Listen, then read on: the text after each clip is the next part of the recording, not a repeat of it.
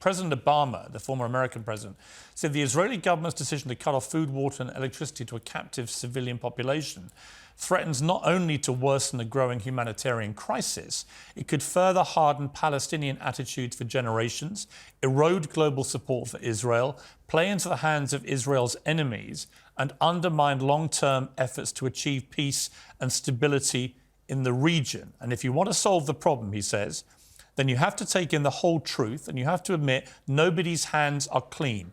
All of us are complicit to some degree. Do you agree with it?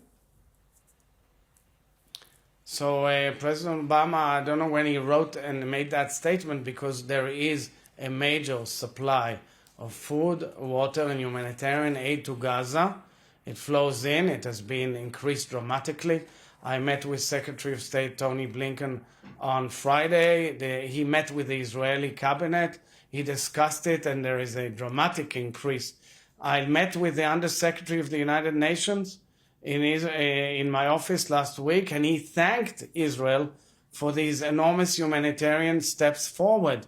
So I think the situation which we monitor on an hourly basis is much more reasonable than you depict it. And yes, I don't shy away from the pains and sufferings of many people, but at the end of it all, let's understand the situation.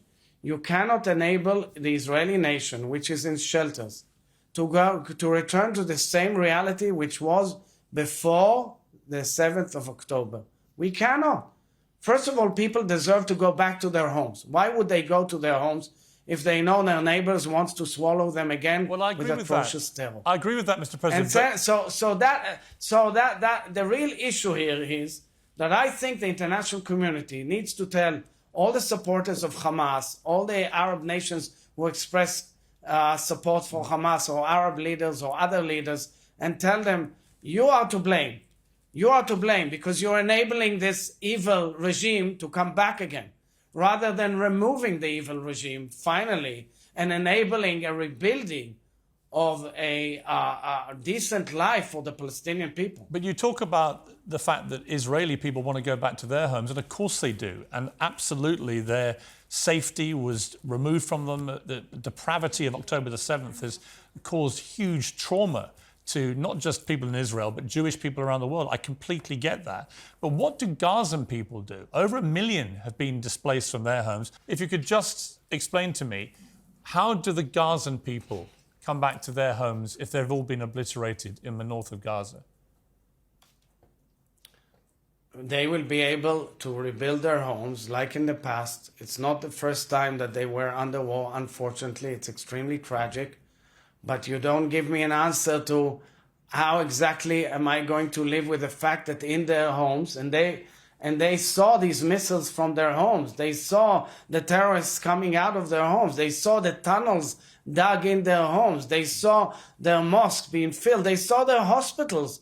The hospitals which were financed by so many countries, including EU countries and other countries, become the center of command of this terror attack, this terrorist organization, meaning giving no hope to them, to their children and grandchildren. Hopefully, when this ends, these terrible circumstances end, these horrific circumstances end, we will be able to offer hope to the Palestinians in Gaza to go back, rebuild their homes, and finally have decent lives with a different regime that will enable progress and peace in the region like we all need to have.